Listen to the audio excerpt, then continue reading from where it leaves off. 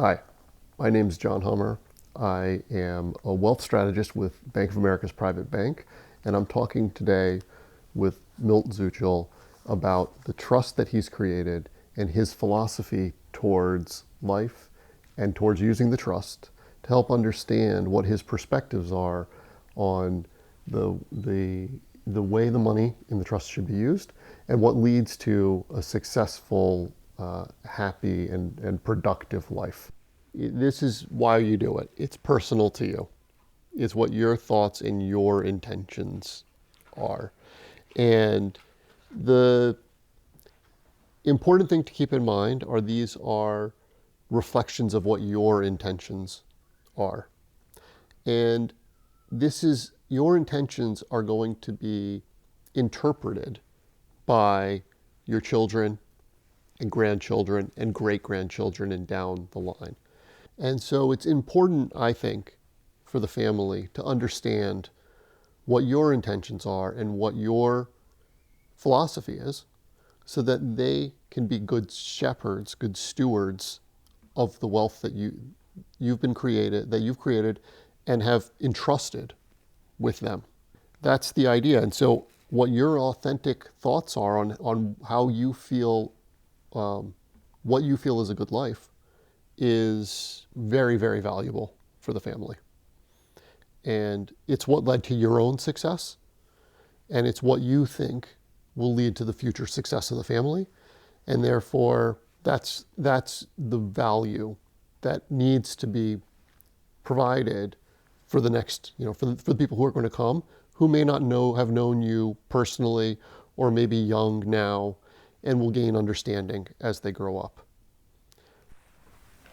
Okay, I'm Milton Zeutschel, an individual who thought he was going to be a farmer and ended up being something different than that. I ended up being an entrepreneur. I started 4 different companies.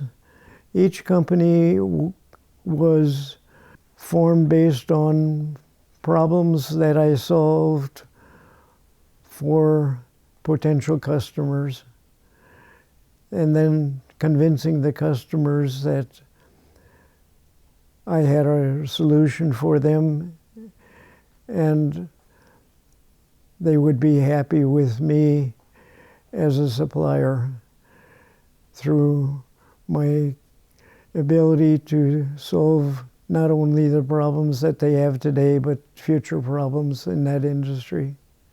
A little background on myself. Jonathan Hummer. I am one of your team members at Bank of America's private bank.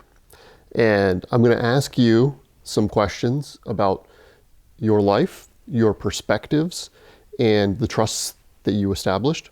Okay. And I want to start by asking what you were intending when you set these trusts up in 2011, what you were thinking about at the time, and then what you've been thinking about over the past 11 years from where those trusts started to where they are today, and some of what your intentions were at the time and what you thought about over those past 10 years.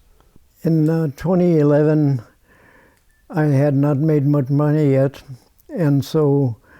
but there became an opportunity where the IRS had established some amounts of money that could be put into trusts. And so it was an excellent way to avoid taxation on a generation basis. At the time, did you have a sense of what those trusts would grow to? I had no idea of what the value was at that time. So now that you've had some time to think, do you have thoughts on what you would like, just big picture thoughts, on what you would like the trusts to be used for and how you lead a successful, happy, and productive life? I thought about what would their lives be like. Would they be normal people, or would they be rich people who were isolated and unhappy. I wanted them to lead normal lives, and so I came up with the idea that really preparing them for life was the objective, and that once they're prepared, they're on their own. How does someone get prepared to lead a successful life? What should you be looking for from the trust to help get you set up for a productive life? I decided that getting the children prepared for life was really a product of education, because in the workaday world, it's very competitive. And the time when you have time to prepare is starting in the primary grades and going on to really growing up at some time before you enter college, so that you don't go through college getting an A in basket weaving, but instead have chosen a life's vocation and are working towards that. And you should have done that at age 19. So let's talk about that for a little bit. What your thoughts are on how people should, how your family should use education. Can you talk a little bit about what areas you think people should spend some time on while they're in their education?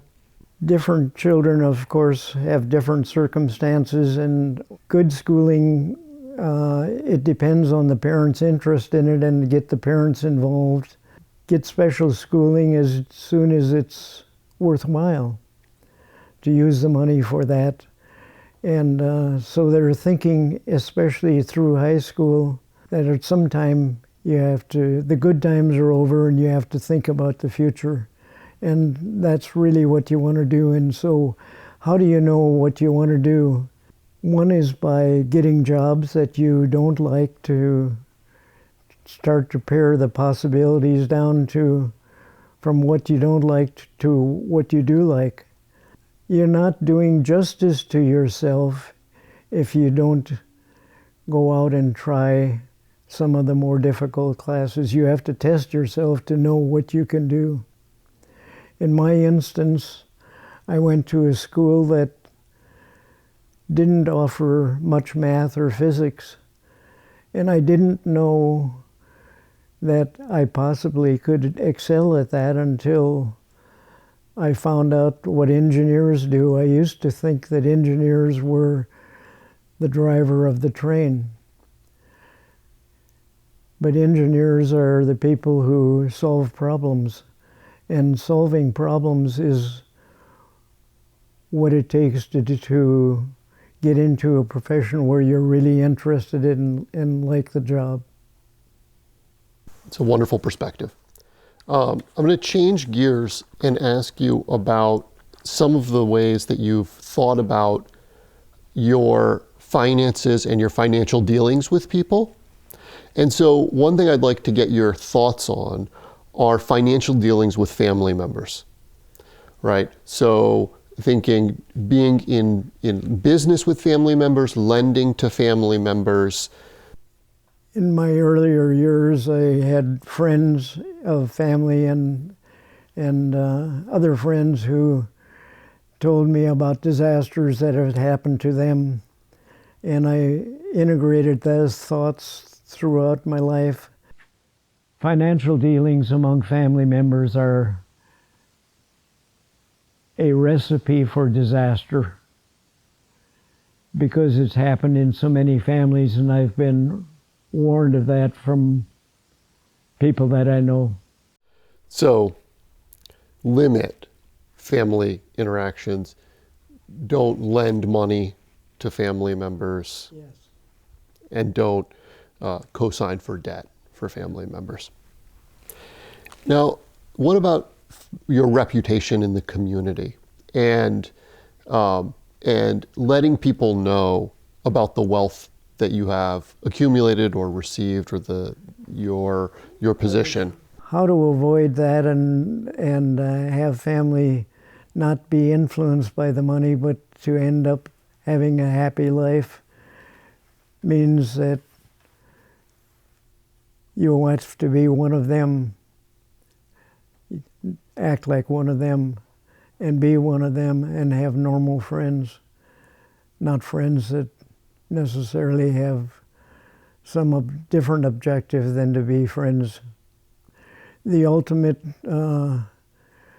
compliment for me was for a friend to come up to me and say, "I know that you're rich, but I can still talk to you, and I value that." And that was excellent feedback for me, saying that I was doing it right.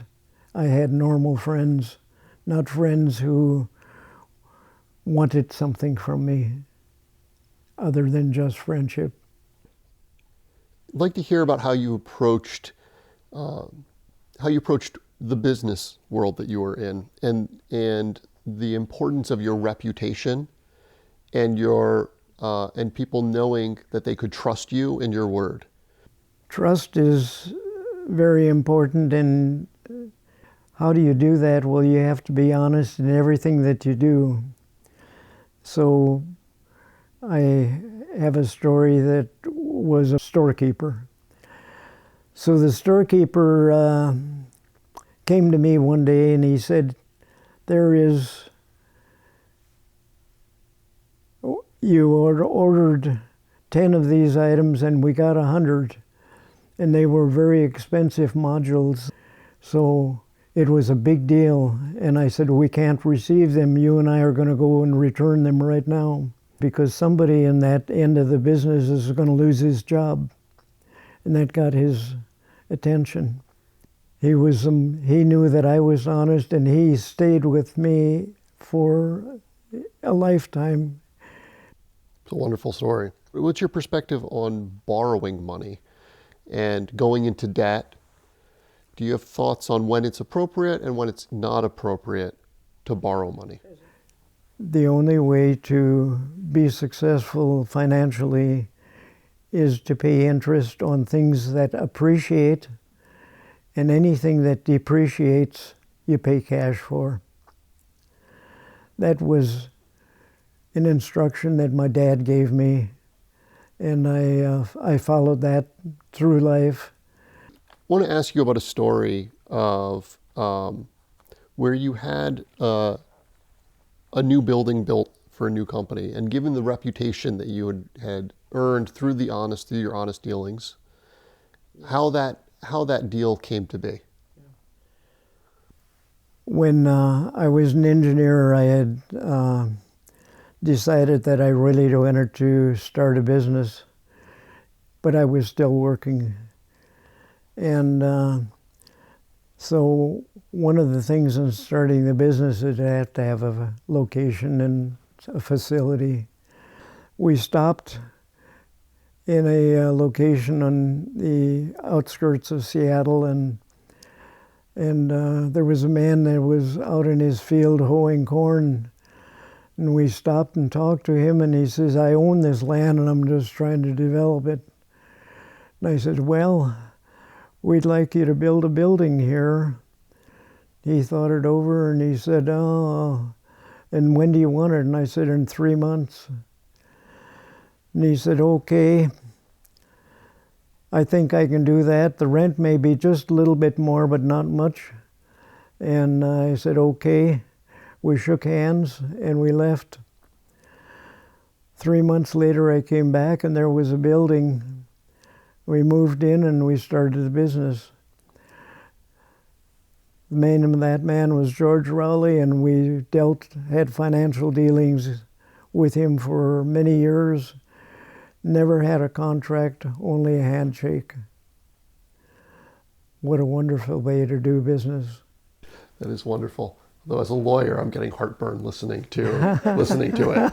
But that is wonderful. I'm glad it worked out. Any other thoughts on on honesty and importance of developing your reputation, both business and personal. It relates back to the storekeeper. I mean, it was what makes people respect you, and you can say things and they believe it. It's just an easier way through life to be if people are totally honest with each other and respect each other. That's wonderful. And that's, I think, an important lesson that you'd like for everyone to understand is the importance of building your reputation. Yeah. And it leads to success in life.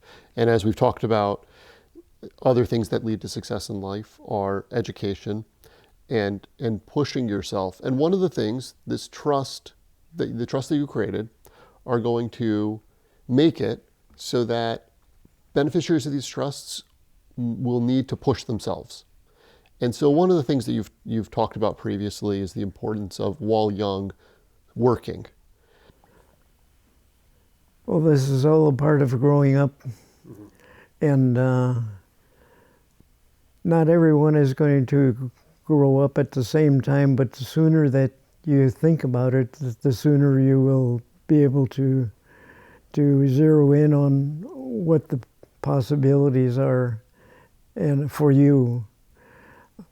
I started out a little differently in that I found out that I wouldn't be a farmer, and so I had to do something different. So I spent the first summer at a turkey ranch. Not that I wanted to raise turkeys, but to spend the time and make some money and have time to think about what to do. I learned out some of the things that I didn't want to do in that summer. The turkeys were sold at the end of October, before Thanksgiving. I didn't make much money, and I knew it was something I didn't want to do, and it was one of the most valuable summers that I had because it gave me an incentive to look more and to decide on my vocation. There was another overriding factor, and that is I received a letter from the draft board. There was a mandatory draft, and they said on my 20th birthday I would become 5A, which meant I would be subject to the next draft. So I tricked them.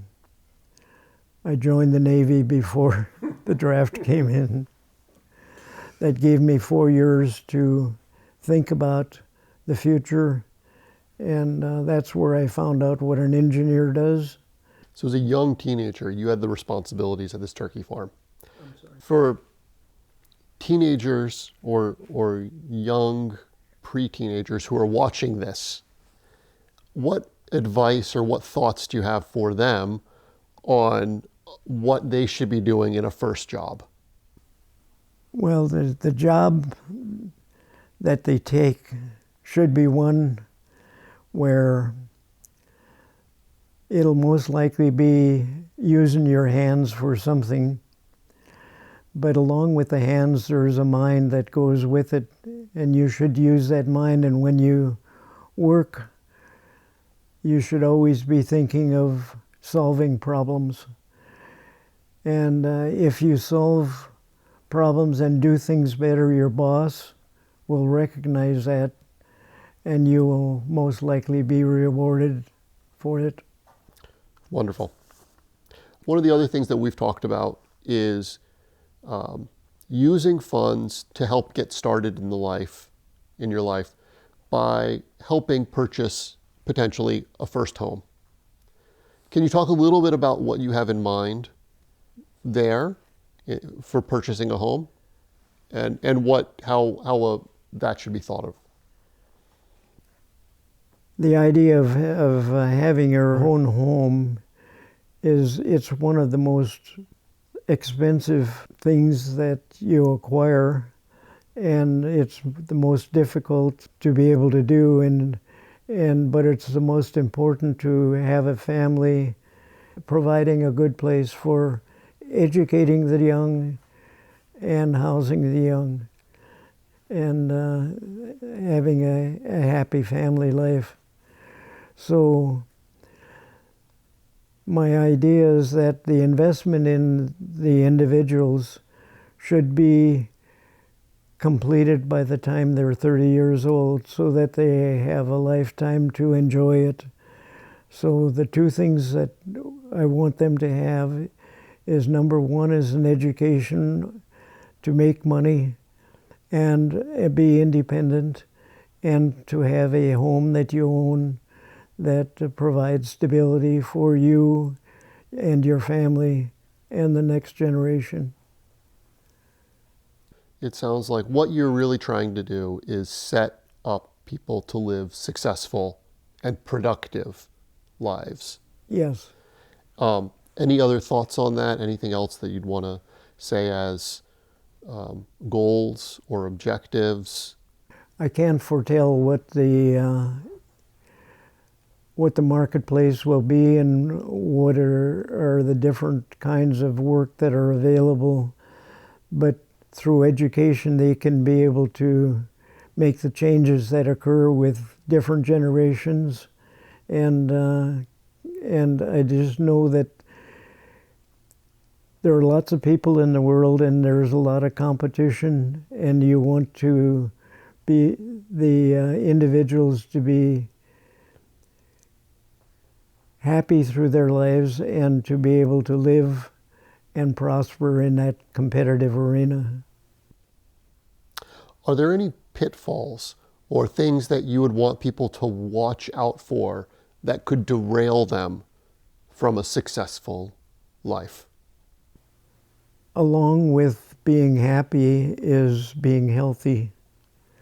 And so part of growing up was to not just look for the good times, but look for the kinds of enjoyment that are sustainable. What you do when you're 40 years old is going to determine how long you live and what your health conditions are. I will be 90 years old in another couple of months, and that's the oldest. That is older than most of my brothers and sisters were. And what is the difference? I think most of the difference is how I took care of my body when I was 40 years old is a lot different than what they did. So looking at just that family experience, I would recommend no drugs, no alcohol, no tobacco.